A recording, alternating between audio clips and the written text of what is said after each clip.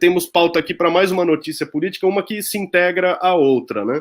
Que são duas notas curiosas que envolvem justamente o cenário nacional e os setores da esquerda cuja política oscila, às vezes oscila até demais. Nessa semana aqui, o Lula esteve na sua caravana pelo Nordeste e, como a imprensa mesmo destaca, notícia da Folha de São Paulo, ele se encontrou aí com políticos do PSB, do MDB, do PSB, que assinaram aí, que votaram, né? Assinaram embaixo do impeachment da Dilma, né? E para muitos setores da esquerda, isso aí seria uma grande sabedoria do Lula, e a própria imprensa burguesa destaca, né, que ele esteve lá com as pessoas que apoiaram o impeachment, o que não deve ser tomado gratuitamente, não deve ser visto assim levianamente.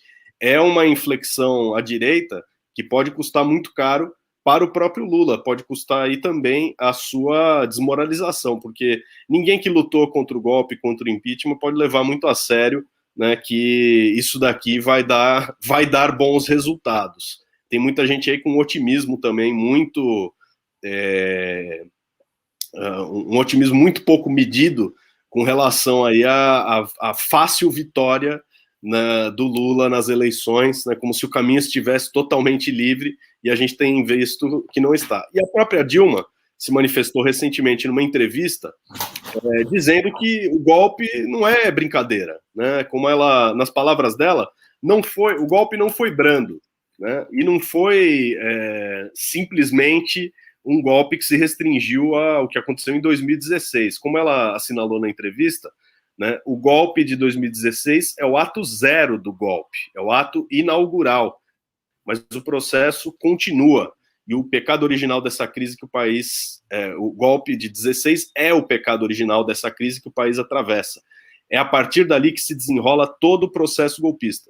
E a ex-presidente, derrubada pelo impeachment, assinalou nessa entrevista esse processo que nos conduz à situação atual, nessa crise monumental com o governo Bolsonaro e tudo aquilo que foi feito pelos golpistas até agora, tanto do ponto de vista da política, das arbitrariedades, a prisão do Lula, que mesmo preso poderia ter concorrido às eleições de 2018, a proibição de que ele concorresse, né, a decisão aqui do STF, que hoje aparece aqui como garantidor das leis e da democracia, né? E, paralelamente a isso, todo o ataque sofrido pelos trabalhadores, sofrido pelo país inteiro, com a destruição da economia nacional, as privatizações, como a que se fez da Eletrobras, e os ataques, em regra, aos direitos dos trabalhadores. É dessa gente que o Lula foi apertar a mão. Antônio Carlos, o que pensar disso daí?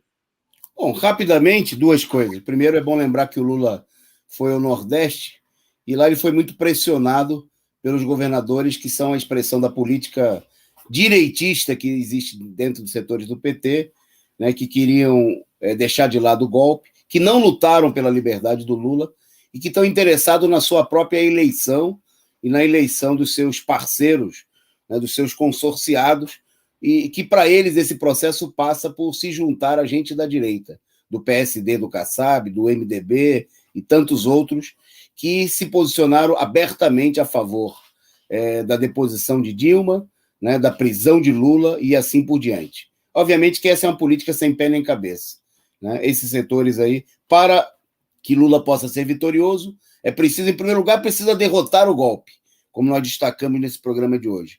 E esses setores não estão dispostos a lutar nada contra o Bolsonaro, são impotentes. Em segundo lugar, né, é preciso levar uma luta para garantir a eleição de um candidato que é representativo do movimento popular, da luta dos trabalhadores.